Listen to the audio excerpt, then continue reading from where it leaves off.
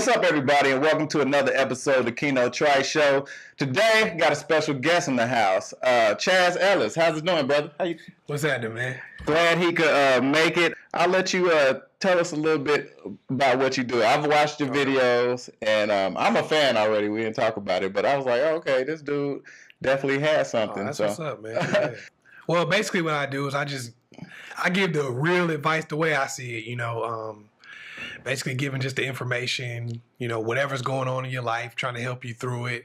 I do different videos about different topics, things that women want to know, things that guys want to know.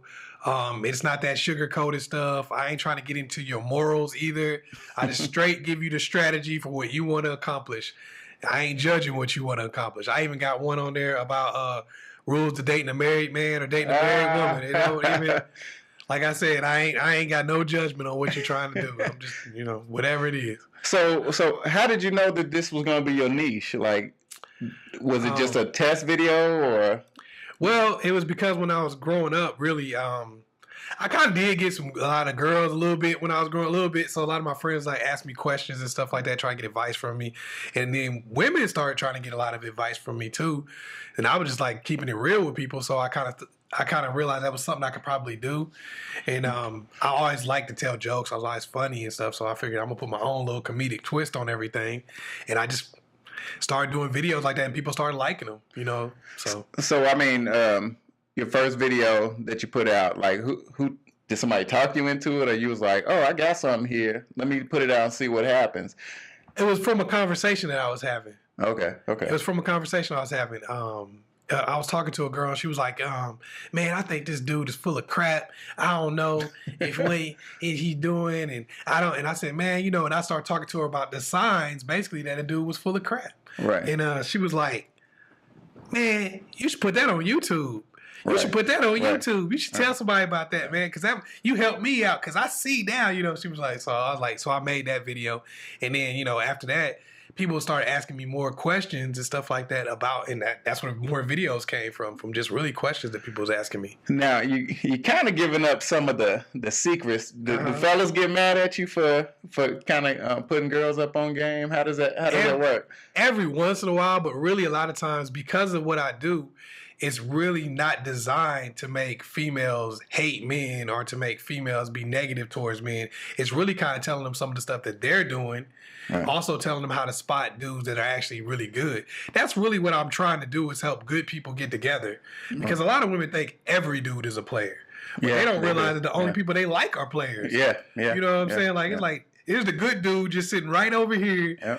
Love to be with you, love to treat you the way you want to be treated, but you're not connecting with the fact that you actually going after the player. You're actually going after the dude that don't want you. Yeah, and that's what most women go after. So, everybody like that bad boy. I don't know when that got caught on, but bad boys be winning. They they be winning a lot of times. Sometimes they do, in the short term at least. And a lot of times, and from what I watch from your videos, you kind of reinforcing what people already know, but sometimes they just got to hear from somebody else. Right. A lot of times that's what it is.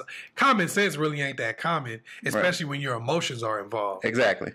You can see something like, me and you could be going through something right now. You can see everything I'm going through. Tell me all about it. And then you go through the same thing the next week and you wouldn't see none of it. Yep.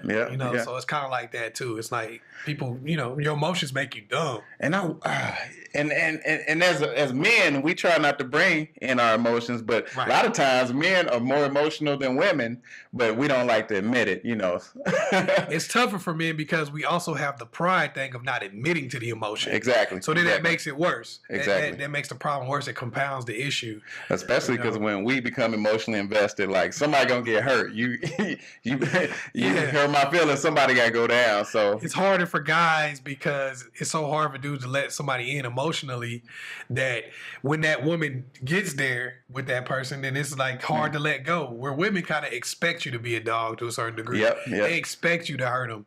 It's kind of like this. Like if a man's woman cheats on him, we look at the guy like.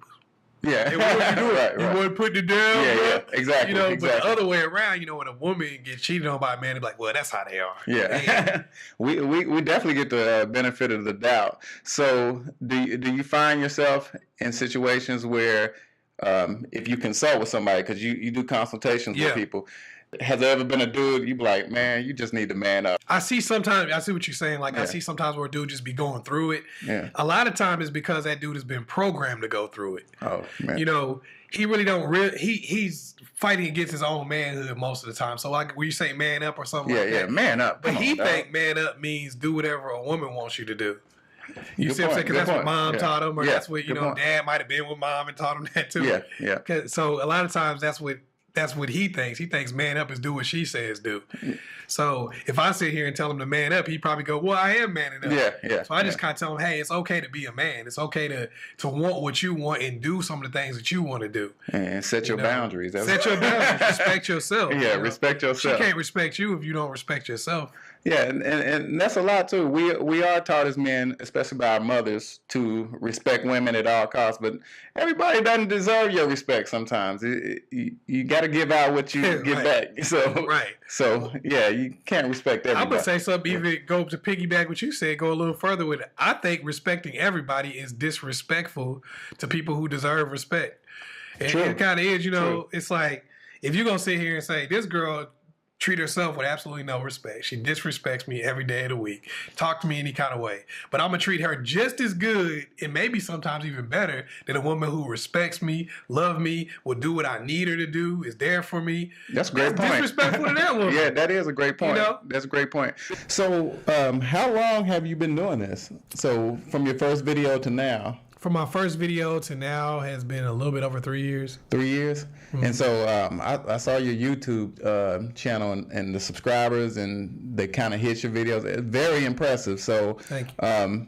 How long did it take out of those 3 years for you was like, oh, I really have something for it, kind of took off to the level of thousands? Because I'm a comic and I've been putting out videos and I'm not quite where you are. So when did you that switch hit? Like, okay. Well, to get I think for it to be thousands is probably was in the first year. But for it to really be like I got something, it took about a year and a half to really be like I got something. But I think to establish anything, to really, really establish anything, it take you about 2 or 3 years. Yeah, no doubt. Just like, and this is to go on kind of a different subject, but even with the entertainment industry, I think it's the only industry in the world that people expect you to succeed quickly. Yeah. If somebody said, I want to be a doctor, like if I came up to you and say, man, I want to be a doctor, but if I don't make it in a year, I'm going to go and do something else. Yeah. You'd be like, you can't be a doctor in a year. Right. You crazy? You out your mind? Right. But the entertainment industry, somebody be doing it for 6 months and people be telling them to quit. Do something different. Ah, man, you didn't make it yet. You ain't made it, bro. And with comedy, too. As a comedian, a lot of people don't know the maturation to be a comic that you've heard of and seasoned and that can do just about anything. Right. It takes about 10 years. Takes about 10 years. So a lot of people think that this happens overnight. No, it's a grind. No, it's a process. I mean, when people look at somebody like Kevin Hart or they look at somebody like Mike Epps, they look at it like the last 4 or 5 years. Right. They're not looking at the 20 years that it took to get there, So, and sometimes longer, because some of them dudes is already 50 when you finally first hear about it. Steve Harvey, people like that, it took a long time to really get on.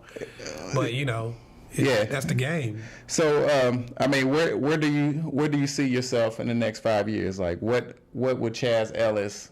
What do you want for Chazz Ellis as far as your name, your brand, and your vision?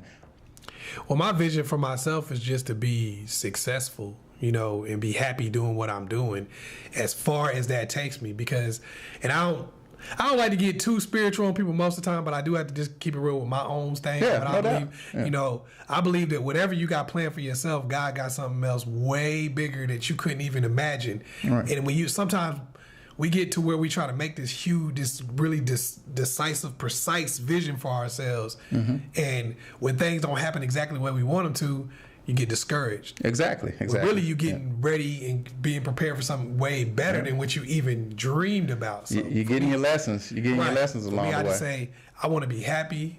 I want to be successful doing what God got for me. Amen. Whatever that is. Amen. And we all have talents, man. We just gotta figure out what those talents are, and we gotta plant that seed. You plant that seed, it'll grow. I was talking in the interview earlier, like a few years ago, the Keno Trice show was a concept. Look now, we on video, and I got Chazz Ellis in the studio. So, and what brought you to Atlanta? Really just mostly business stuff. You know, I wanted to change the scenery. I wanted to do some different things. Yeah, and this is the place to do it, man. Yeah. We embarking on something huge in Atlanta. I mean, Hollywood's coming here.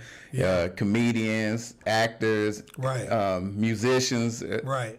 Atlanta's gonna be the next mega city. Y'all better get on board. But so you're here, and you was able to keep the Chazz Ellis thing going. Mm-hmm. Have you learned more being here that helps you with your brand? Well, yes, I think that going to different places, you see the culture of a different place, and you kind of learn more, and you add that to whatever it is you were already doing.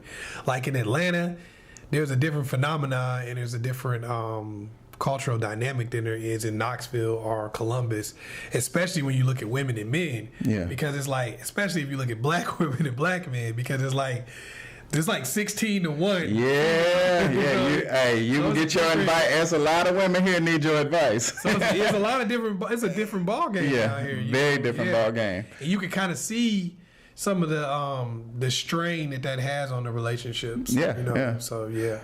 Because I don't know. I haven't been on a dating scene in a while, but from what I could see when I was leaving, it seems like women were lowering their expectations a little bit, just because the dating scene is so hard in the pool of men to pull from. So they usually end up putting up with something they wouldn't normally have themselves putting up with. Right. Or would you agree or disagree? I agree. Well, I agree in this respect. This is what I've noticed personally. I don't know if this is. But I think this is what the issue is for the most part. I've noticed that women have lowered their expectations in terms of what they expect from a man. Yes, I totally agree with that. Yeah. But I think that women have increased their expectations a lot of times in terms of what they want a man to be. Yeah. So the dude that worked at the drugstore that would give you everything he had, that would marry you, that would have a long-term relationship and just, everything be great. A lot of times he ain't good enough. No. Now, I ain't mess with him. But will be the side chick to the dude that's over here playing ball or something like that, or just got a lot of money, good job. Even he may not even have a lot of money, he just may be really handsome. You know what I'm saying? Like a lot of times, I've noticed that a lot of women have really, really just lowered the expectation of what they're supposed to get from somebody, but haven't really said, maybe I get more from somebody who ain't really this dude. Maybe he ain't gotta be that. And where you think that comes from? What would you attribute that to? Would you attribute to the TV or the breakdown of the black home, or where do you think women are starting to lower their expectations, or what women expect from a man? I said a man. I think it changed for a lot of reasons. I mean, I think the fact that women work now, that's a big deal, and women can get a job that's just as good as a man's, if not better. Even better sometimes. Yeah. So a lot of times, if I could get a job working, making a decent amount of money, as a woman, say, they're looking at it like, I want a man that's got an even better job than I got. I don't want somebody to bring to the table the exact same thing I am. So a lot of times they're looking for somebody that's got a little bit more, and not willing to be like, okay, hey, I really can't get a job. Back in the day, great grandma and them, they couldn't really work like that. So they had to get somebody that was just working. And expectations in life, I think for human beings in America especially, I think expectations of life are different than they used to be. People just expect that they just supposed to be happy with everything. The world's supposed to just work out exactly how you want it to. And back in the day, people were like, look, I'm married. I got kids. We eat every day. What else is there? There's a lot of fantasy given to you on TV now. So they got it. They got it where you watching television, you think the world's supposed to be rainbows, clouds, and Skittles falling everywhere. And they think every dude you're supposed to date is supposed to be an athlete, supposed to be a millionaire, a rapper, supposed to disrespect you too, because these reality shows, these women get straight disrespected by the dudes, but. That's it's because they'll take that disrespect from them. But let some dude that was working at the post office do the same thing. They be like, nah, bro. Nah, it's not going you deliver mail. I ain't listening to your ass. You're not going to do me like that. No, you're not going to deliver this mail. You getting the stamps wrong and everything. You going to sit here and tell me? So, it depends on the person. But guys got to understand that too, though. A lot of times the guys, we be playing the victim on some of this stuff, like, oh, you just want a dude that's rich. Yeah. But that's no different than you want the girl with the big booty, or you want the girl that's fine. True. And you're going to take a lot more from a fine girl than you will from somebody who ain't attractive. That is true. So it's the same all around. Everybody's expectations just kind of off a little bit, you know. Yeah. Because if you're not that attractive, you said, hi, girl, I can't deal with this. I'm out. Why you gotta breathe like that? You know, this kind of stuff. We be totally different. Yeah, it's a different. Think about how you take somebody on a date, depending on how attractive they are, and we all have done that. All of us guys, the same way we get mad at girls, we gotta understand we totally different. Yeah. If somebody not really that attractive, you might be like, look, I'm taking you to McDonald's. Yeah. You can eat there, you don't. Well, you ain't hungry, fine. Right. She fine. Be hungry then. She fine. You trying to put all that money in there. You're like, look, man, let me get my piggy bank over here. Get this together. So in your regard, I don't know if this is something you want to let go. Are you single? I don't really talk about that person. I keep me. Yeah. No, I mean, it just goes back to the you've dated enough. That you're able to give sound advice. Definitely. Definitely. The reason why I don't go 100% into my own relationship situation, in some ways it might bolster my situation. Be like, oh well, this dude's it. But the reason why I don't do that is because I don't believe that a person should use their own situation as some kind of fodder for everybody else to say. Because sometimes people like, I've been married 25 years and this is what I do. That's the dude you married to. Right. Or that's the woman you married to. Exactly. That doesn't mean that that's going to work for the next person. And you never know if with somebody telling you about their story and about their relationship is true. Yeah. Everybody, I done had friends and stuff like, man, I got girl in check, bro. Yeah. And then you go over their house and see something totally different. They over here going in the back room trying to negotiate whether or not they can go out. Right, bowing their head, not even looking at them, making eye contact. You think I could maybe step out with my friends for an hour? No, okay. Hey, y'all, we're going to have to chill here and watch the game. You know what I'm saying? I got to work tomorrow. You told me earlier that you were a boxer. Let's talk about the boxing. So, do you still box to this day, or you gave it up? I've actually coached boxing recently, but I don't box anymore. No, I actually had a shoulder injury that kind of stopped me from boxing. Okay. I tore my labrum. For some fighters, they gonna know what that is. They're like, oh man, I done had two of them already. But I had a shoulder injury. So I mean, how long did you box? I boxed for about little over 10 years. Oh, dang! You going just from my child, being young to being a. So how does one get interested in boxing? Because that's something unique that a lot of kids don't experience. Right. Was it something you said? You told your parents I want to box, or you got into a fight and said I ain't get my ass whooped again. How does that work out? I got into multiple fights when I was in school. I used to kind of get into it a little bit, get in trouble a little bit. So from there, my dad, especially, he felt like it was a good idea maybe for me to go find something that I could do that would allow me to kind of get anger out and get stuff to do.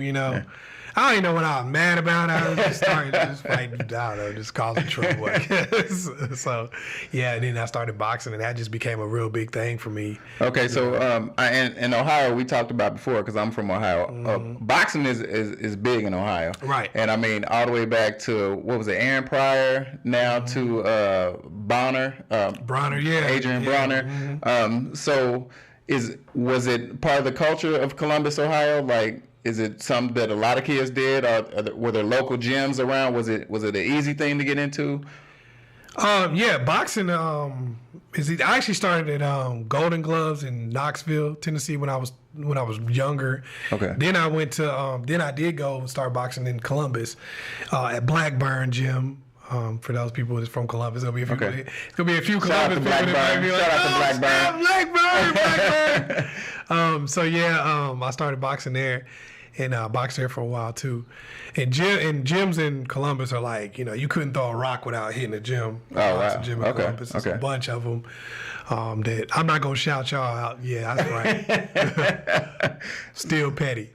So, is there any major milestones that you made in boxing that you would be proud of, or? I won a few tournaments and stuff like that.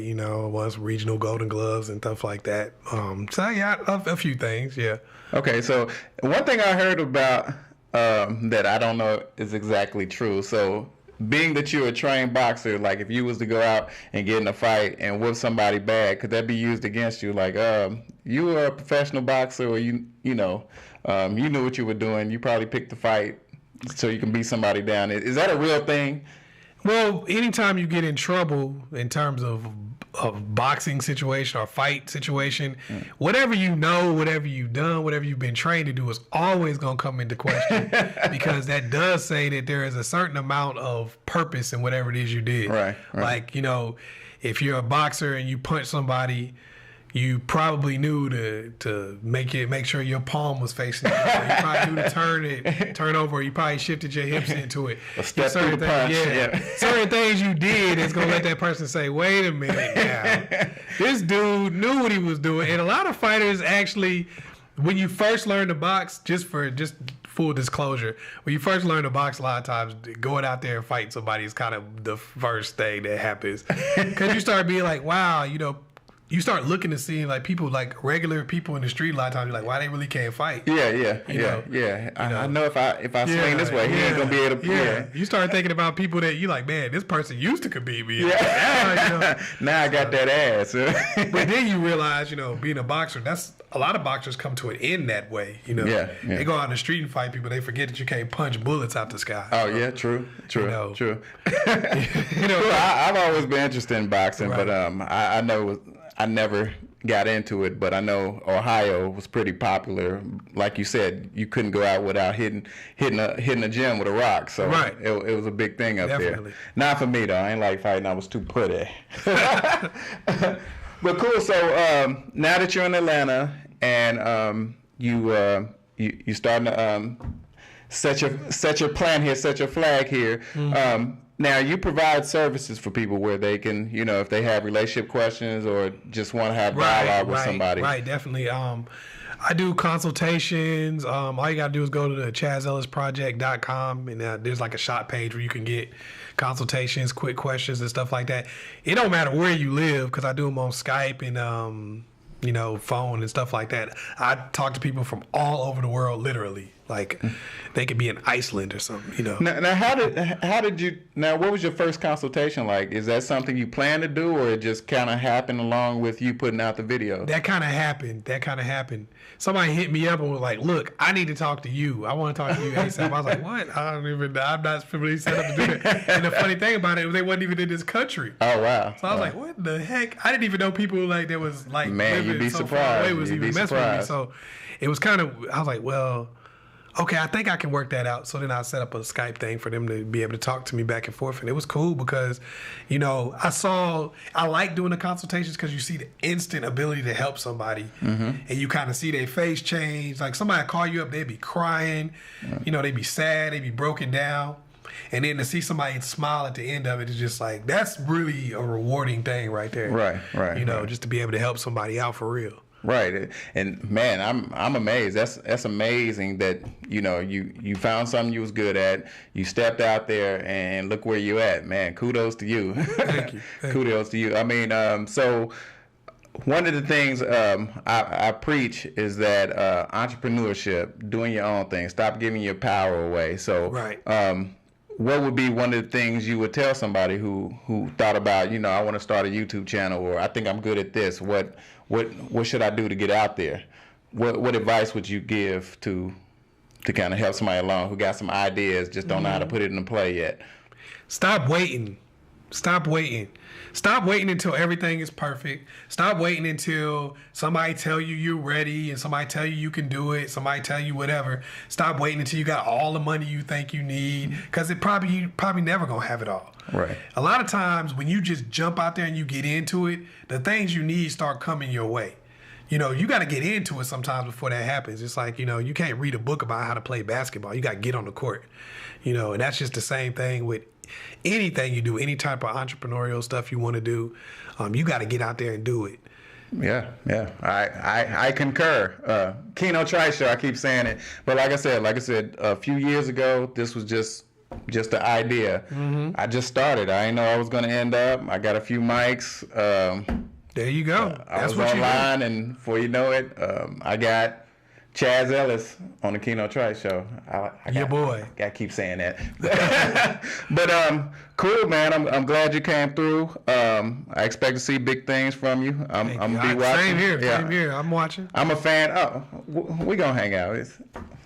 I mean, Ohio, Georgia, you know that's we in the ATL. Yeah, for sure. We both trying to make it. So yeah, we're gonna link up. It's important for Black people to link up and use our resources. We can't complain about what people aren't doing for us. We can do for ourselves. Complaining and competing. That's the two things that hurt Black people the most. Complaining and competing. Yeah. It's like I'm not gonna compete with nobody but the other Black people around me. Right. And then expect to be successful. Right. Now you gotta compete on the world scale. And like I said, we need more Black media. We need the Chazz Ellises of the world. We need the Keno Trices. We need my cameraman Dawu in the building. You'll see him later. But yeah, man, we need each other. We should all work together, and I think our future could be bright. So once again, man, thanks for coming on the show. Thank you. Thanks for having me. I appreciate it.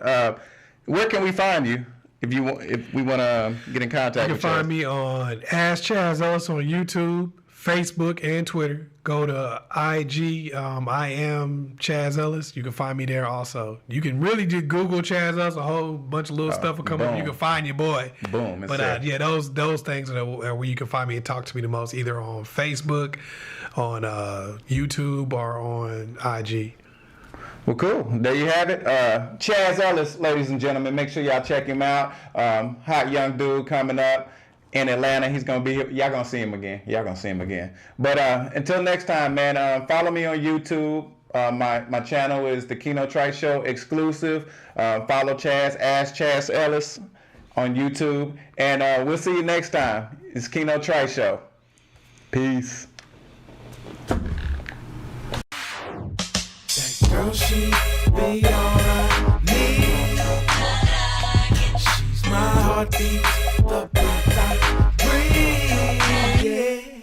She always keeps me on, 'cause she makes me strong. She's my queen, yeah.